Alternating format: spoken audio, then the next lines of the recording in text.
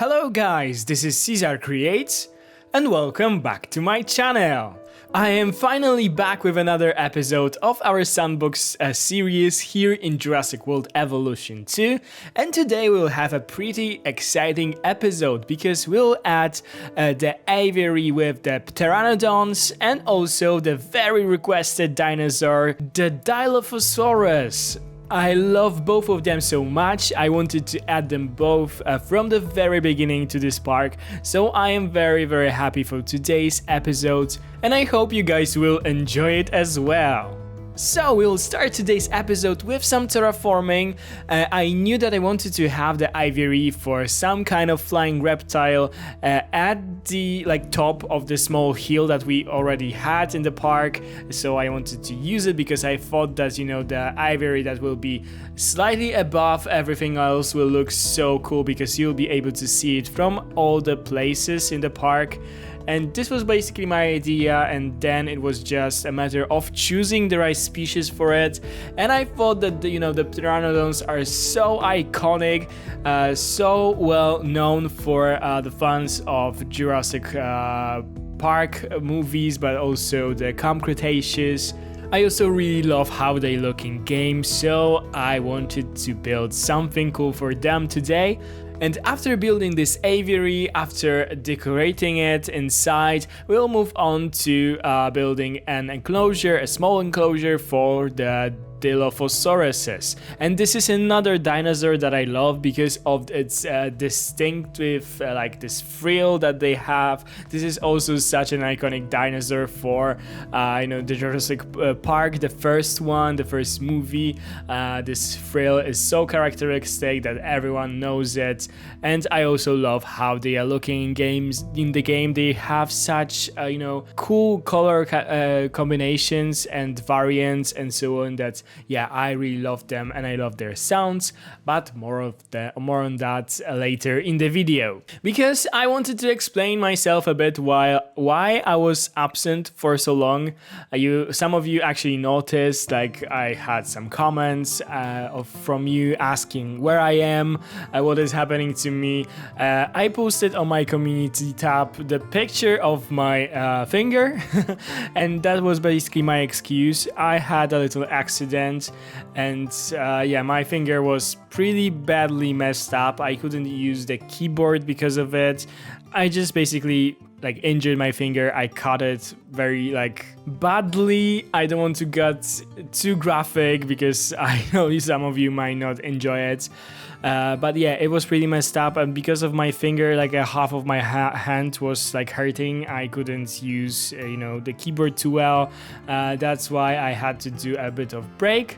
But actually this break was a very good one for me because I actually missed the game I was playing, and I have this drive. I have so many ideas of what I want to do, and I cannot wait for future episodes. If you want to hear more about my finger and what actually happens, it includes a story of me throwing away a bag of trash basically. But I told more on this in the video from Planet Zoo, actually, from the when I've built the gorilla habitat. I uploaded it on Saturday, so if you want to hear the whole story, go and watch that video because I explain in it what actually happened. It was quite a clumsy story, so quite a funny one, but my finger was pretty messed up and still hurts, but it is so much better right now. So I basically talked through all the building of the aviary, but inside of there are the water section is actually in the middle, and we have two separate rock formations on the sides of it. I thought it would be cool because the pteranodons will be flying from one section to another. They now can sit on those rocks. So I thought that it could be cool. They are using it that way, so I am very happy about it. Also, I wanted to keep it in like a bit of this deserty style because we have those Carnivores enclosure next to it, like the Pteranodon, the Carnivores and Compies, and their enclosures are kept in this like a bit more deserty biome, so I wanted to be cohesive a bit and introduce a bit of this desert style inside of our aviary as well. The aviary hatchery is like hidden in the back of the aviary. I actually wanted to keep it because I like how it is looking in the enclosure, in the aviary. I like that it is basically an entrance to the aviary, so it needs to be maintained somehow if you want to be realistic. So that's why I don't like to, because I know that many people who play Sandbox, they delete them for all of the aviaries and they just, you know, add the viewing galleries. But I kind of like this, how they are looking. I like how, you know, the whole aviary is coming together because of the hatcheries in the background, in the back. It creates like this really cool backstage area in there, and also we have 2 separate viewing galleries for this aviary. When it comes to the Dilophosaurus enclosure, I wanted to use like a terrain that we created. I mean, we are now on the top of this little hill, so it is sloping down slowly into another section of our park, so I wanted to use this slope for their enclosure.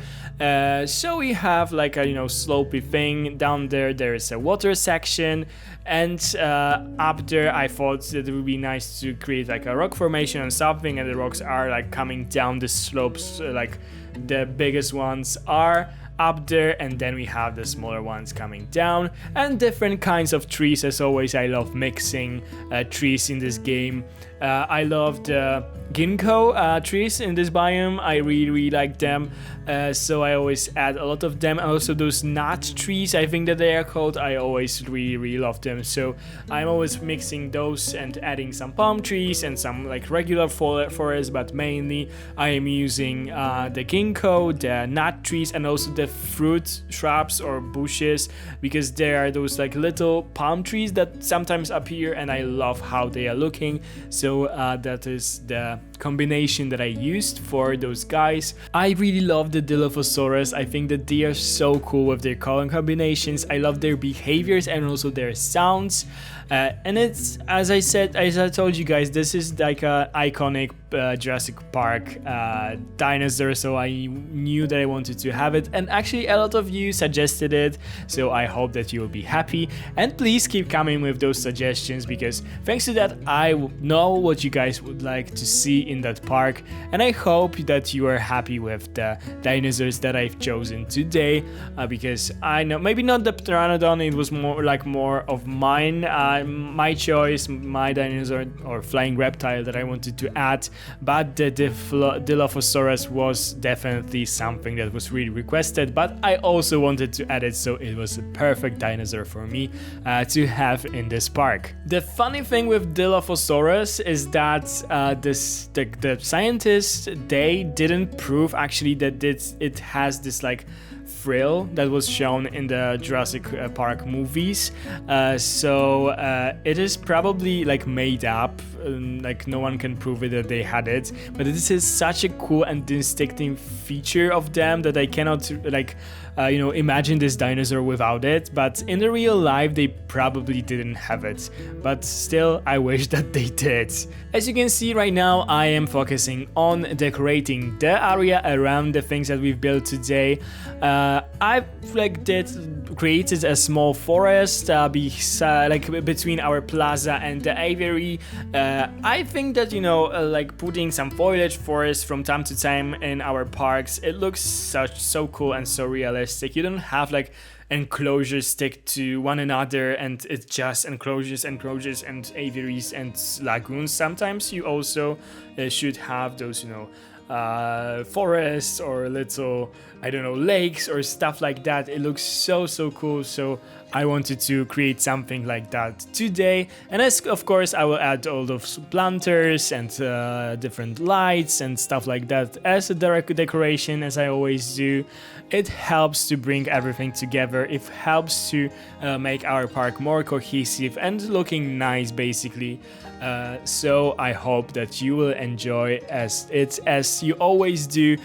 So thank you. I get so many nice comments on this series that I really love publishing those videos, because I know that every time the feedback from you guys will be so positive, and it really keeps me going. So thank you for those comments. They are amazing as always, and sorry for butchering the names of the dinosaurs as I always do. Some of you actually try to help me with pronouncing, so thank you for that. And also someone pointed out that I forgot to tell you guys the names of the dinosaurs in my language, in Polish. I started doing it on the beginning of the series and then I kind of forgot about it. So let me go back to it today. And we have the Pteranodon in today's video, and the name of it in Polish is simply Pteranodon. You just say it in a different accent. I think I'm not also the best with accents in English, but in English it's more like Pteranodon, while in Polish it's like Pteranodon, so totally different accent. And when it comes to Dilophosaurus, still, I'm not sure if I am pronouncing it the right way. The name of this dinosaur in Polish is actually a bit different, and it is called Dilophosaur. So yeah, maybe the differences this time aren't severe or something, but sometimes we really have different names for those dinosaurs, and this is quite crazy to think about. And also explains why I have problems pronouncing some of those names, especially when I try to, say their names in order or one after another. My tongue cannot get this. This is too hard for me, so I often have to do breaks in those recordings, because sometimes I come up with a different species of dinosaurs that you don't even know that they exist. This is how my brain works. Okay, so the speed build portion of this video comes to an end, and I will meet you guys in a second in a real-time part of this video to show you guys around what we've built today in today's video.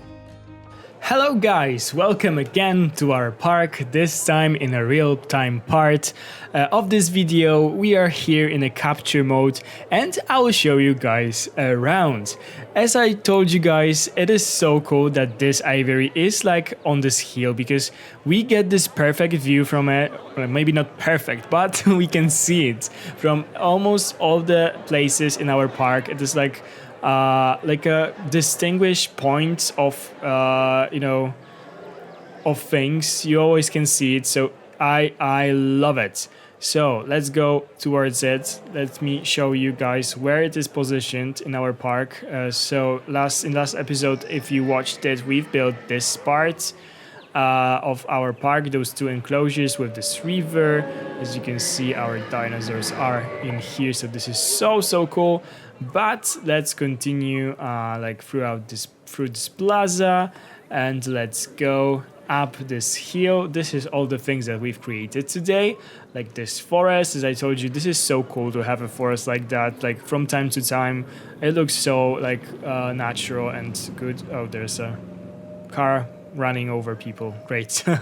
Okay, so this is the viewing gallery for the Ankylosaurus enclosure, but we are going further, and here is our aviary. As you can see, there are two viewing platforms, maybe not platforms but galleries, I think that they are called. One is in here, there is a backstage stuff. No one should go there, but yeah, there's one brave man in there going in the backstage area at the dinosaur park. Probably not a wise thing to do. But yeah, this is one of the galleries. I will show you the view from it in a second. We go down this path and continue on this way, and there will be another one in here.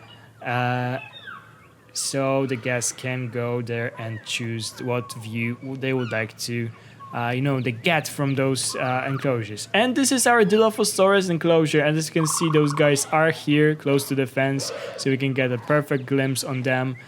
I love them simply. Like, look at this guy. He's so evil, but also so cool.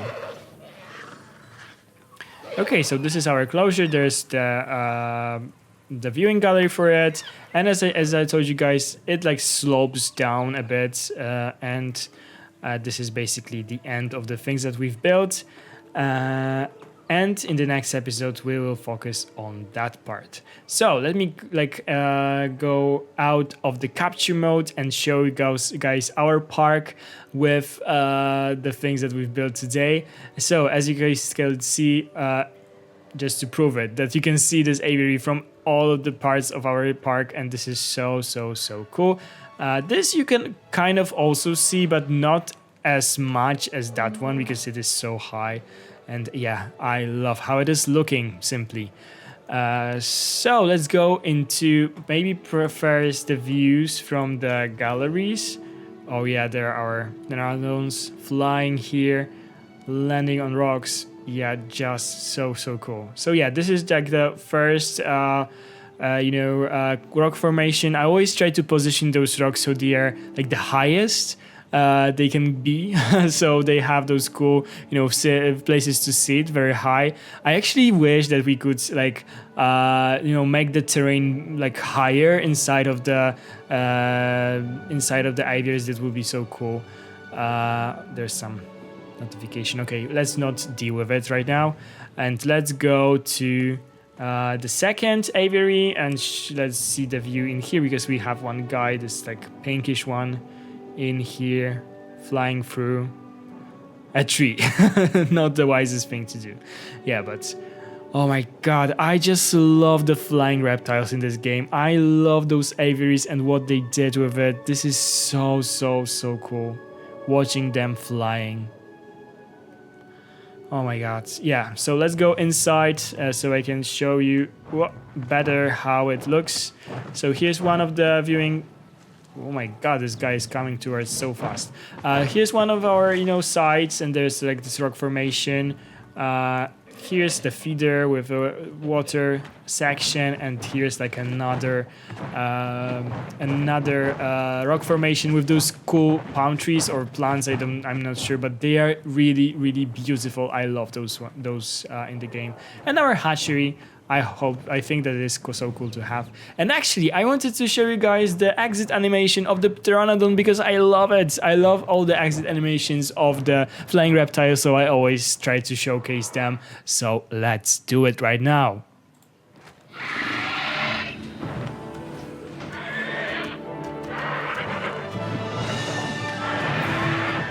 So cool and iconic. I love it. And look at the color of that guy. Wow, this is probably the first time that I have this combination, and it looks so cool, like this almost jet black colors, and this I think this blue, like this blue coloration in here, really cool. He's doing some funky stuff right now, but yeah, I really enjoy this color. What we have also here is this like pinkish one. I also like it very much, and we also have this like very dark one. I think it is this one. Yeah, this is also so cool. And right now we have one green, I think. Yeah, this is the green one. Really looking cool. And also more like a yellow one in here. Let me just quickly see if they have enough of... someone should go and check it. If they have enough of space right now, because I'm not sure. This aviary is not huge. It's just 3 units. Okay, open space is a bit of an issue, but I think we can like deal with it. Or I will sell one of those. I will see. But yeah, really cool. Okay, so let's go further into the Dilophosaurus enclosure. As you guys can see, this is how it is looking right now. Pretty simple, pretty small, just like a I wanted to feed the terrain that is going on, but I really like how it is, sitting in there. And let me find those guys. They are here. The whole pack, like the whole pack of them. So this is actually my favorite, this one. It's really bright. And yeah, it looks so cool. They will probably have this like cool eating animation when they are screaming at each other while eating. Let's hope that they'll do it. Hello? No. Oh my god, I love this animation. Maybe you will do it? Please do it. No, but they are fighting a bit, and this is also so cool. This guy is just beautiful. Like this, like pale one a bit, but with those really bright coloration and things like that. I love it. You're going for a nap, little guy, right? Yeah. We have also this like really the one that was basically in the movie, I think. No, it's not this one. I won't probably be able to find it, but this is probably the default skin. But yeah, this is basically how the enclosure is looking. I won't be going through all of the ones because it will probably be very boring for you to watch. Oh, this is probably the one. Maybe, I'm not sure, but this is also so cool with those this pattern. So yeah, I hope you guys enjoyed our episode today. I hope you like the enclosures that we've created. In the next episode, I will, of course, delete this thing and I will focus on the area in here to build something cool for it. We'll continue our river through this enclosure and then we'll focus on that area. I think that the idea is to have like the herbivores on that side and the carnivores on that side. So here we'll do some more carnivore enclosures in the future. I know how you guys anticipate and want them in this park, so we will have like a cool area for some carnivores in here, and also later huge enclosures for those more iconic big huge ones. So stay tuned for that. So yeah, this is everything that I have for you in this video. Thank you so much for watching. If you enjoyed this video, please click the subscribe button down below if you haven't already. This would really mean a world to me and will help my little channel to grow. If you enjoyed the video, please give it a big thumbs up down below. Ring the bell if you want to be notified every time I upload a new video, and comment down below if you enjoyed the video. If you have any suggestions for dinosaurs or the things we should build here, please let me know down in the comments. I always try to reply to all the comments, so your comment won't be unnoticed for sure. Okay guys, thank you so much for watching, have a wonderful day, and I'll see you in the next one. Bye guys!